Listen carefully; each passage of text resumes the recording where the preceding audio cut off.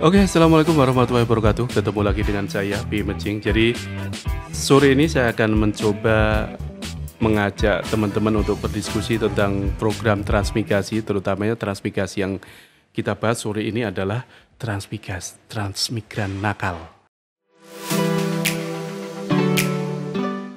Jadi pemerintah itu sudah bersusah payah mengadakan program transmigrasi. Didatangkan dari Pulau Jawa sampai ke tujuannya, misalkan di Kalimantan atau di Sulawesi ataupun di tempat lain. Tapi apa yang terjadi, nanti kita akan jelaskan. Nah, transmigrasi sendiri itu sudah berjalan sekitar pada zamannya era Bapak Soekarno.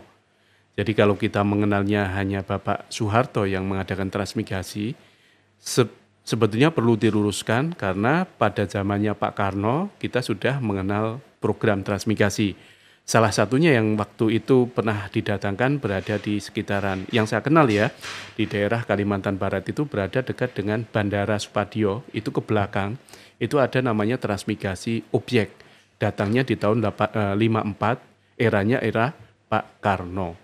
Nah, kalau ngomongkan masalah transmigrasi pada zaman dulu dengan zaman sekarang itu jauh sekali perbedaannya. Bisa dikatakan kalau kita mendengar cerita itu, transmigrasi di tahun-tahun zaman itu seolah-olah kayak dibuang begitu saja oleh pemerintah ke tempat tujuan transmigrasi. Karena apa? Meskipun mereka diberikan jadub segala macam, tapi karena keterbatasan segalanya, mereka masih susah segala-galanya.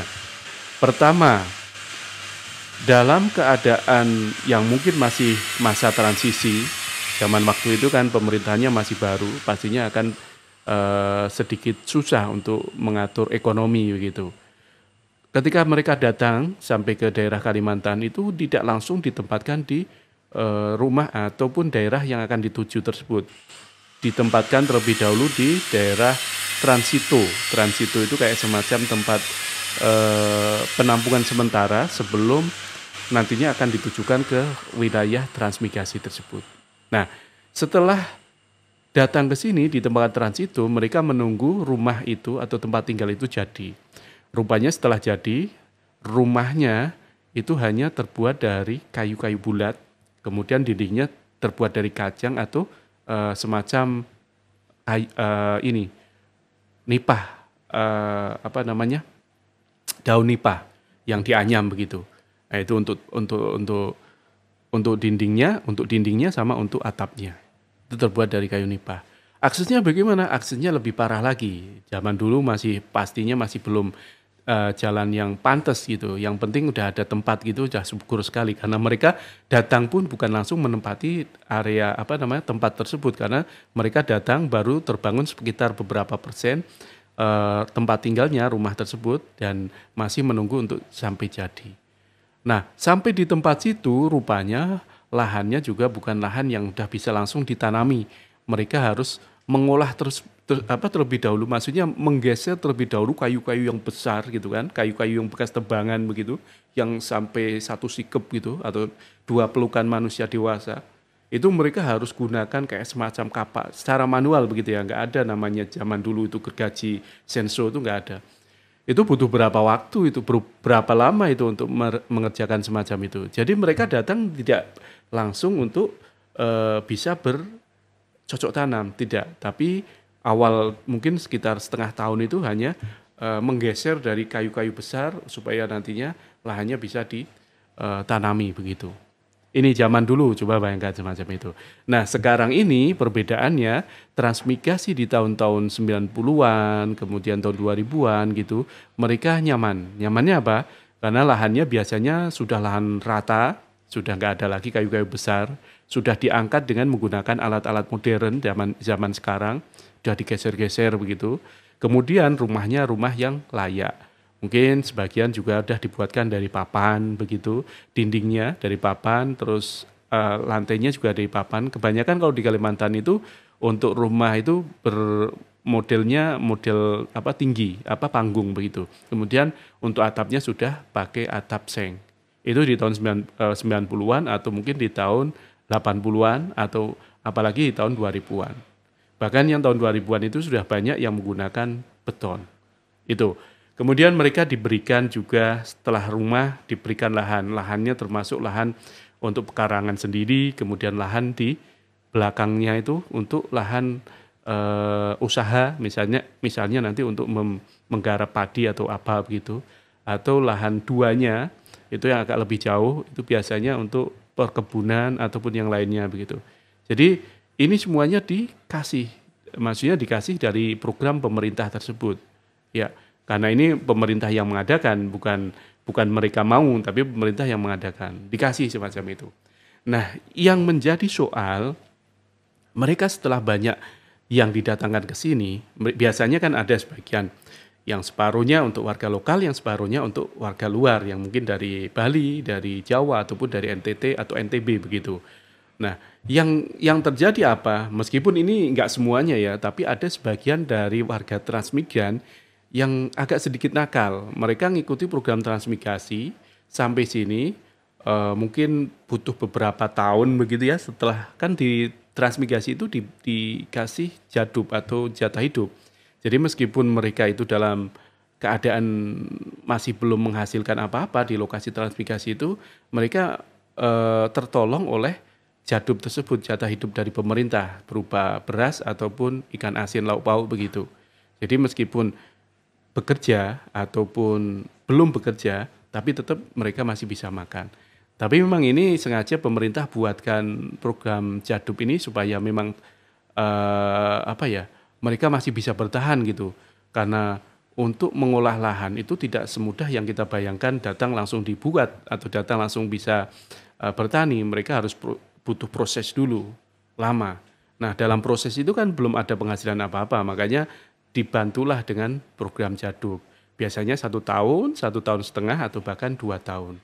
Nah, yang bikin kita kesel itu terkadang mereka setelah selesai jadub langsung pulang. Karena memang tahu daerah transmigrasi itu benar-benar daerah yang terpelosok, maksudnya berada di pedalaman. Akses jalan tidak ada, kemudian penerangan juga belum ada, listrik, atau mungkin fasilitas misalkan kita mau belanja itu jauh sekali. Makan paling apa yang diberikan oleh jadub tersebut. Jadi kayak terasingkan. Sedangkan tempat dia tinggal dulu mungkin untuk belanja itu mudah. Misalkan mau belanja micin atau belanja yang lain itu cukup dekat dengan warung-warung yang ada di sekitaran kampung mereka dulu. Tapi setelah masuk di sini, di daerah situ kan belum ada juga orang jualan di kampung transmigrasi itu, di lahan transmigrasi tersebut. Mau nggak mau mereka harus perginya ke luar daerah, maksudnya ke luar dari lokasi transmigrasi yang biasanya berjaraknya bukan dekat, bisa sampai setengah hari begitu, hanya sekedar untuk membeli micin atau bawang merah, bawang putih. Kan termasuknya berat sekali semacam itu. Itu belum lagi dengan keadaan atau jalan yang luar biasa hancur, karena memang jalan transmigrasi itu di awal-awal belum ada langsung model jalan beton atau mungkin ada pengerasan. Yang penting ada jalur jalannya aja, jadi masih tanah begitu. Itu kalau udah kena hujan, naudzubillah sakitnya. Pakai motor nggak bisa, jalan kaki ya tetap jalan kaki, tapi ya tetap melewati jalur yang kadang kalau hujan pastinya becek begitu. Nah, mereka kan ngerasanya kayak benar-benar terisolir. Makanya yang tidak betah atau memang yang mereka bergian ikut program transmigrasi hanya sekedar untuk mencari pengalaman, itu setelah selesai jadub balik. Selesai jadub misalkan 1,5 tahun, sedangkan mereka untuk pengolahan lahan itu tidak cukup dalam jangka waktu 1-2 tahun. Mungkin 5 tahun baru ketemu, 3 tahun baru ketemu formula ataupun kayak misalkan kalau nanam jagung di tempat lahan gambut berarti harus kayak gini. Rumusnya mereka baru ketemu.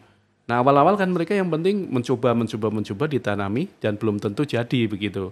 Nah, saat-saat yang semacam ini kan miris, berat sekali. Mungkin ada sebagian yang anaknya sekolah juga. Nah, ngomongkan masalah sekolah, terkadang di lokasi transmigrasi juga belum ada tempat sekolahnya. Jadi mereka harus keluar. Nah, ini kan kasihan juga.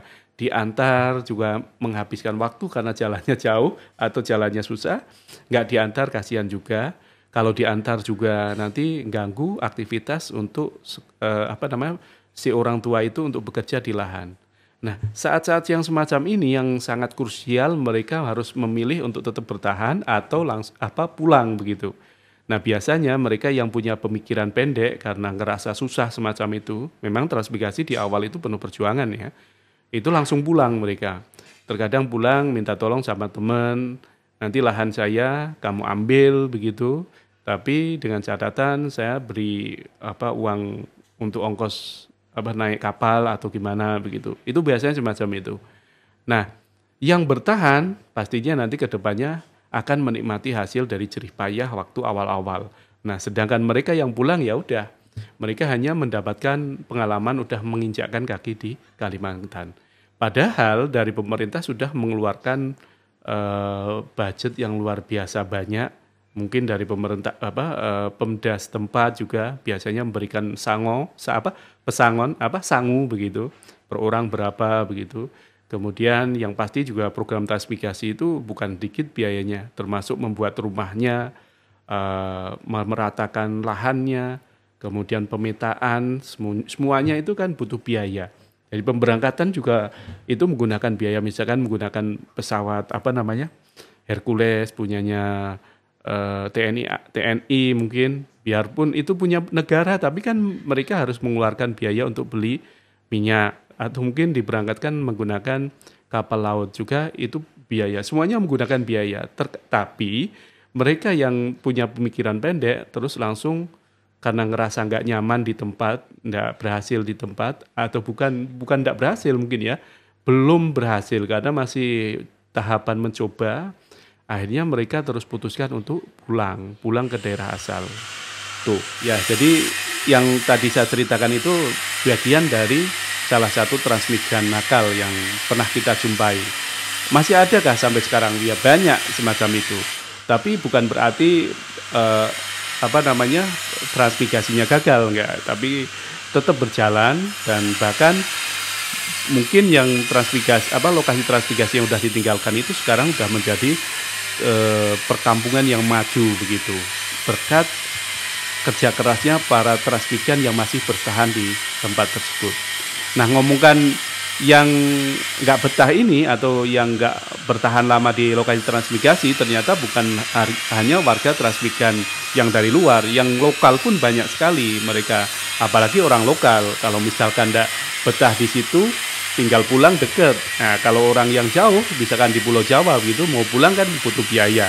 Jadi terkadang biarpun berat itu mereka tetap dikerjakan atau tetap bertahan di situ karena nggak ada ongkos untuk pulang. Nah, sedangkan mereka yang transmigran lokal itu yang kadang lebih mudah untuk meninggalkan lokasi transmigrasi. Jadi itu aja mungkin sedikit yang bisa saya sampaikan tentang transmigran nakal yang masih sering kita jumpai di program transmigrasi.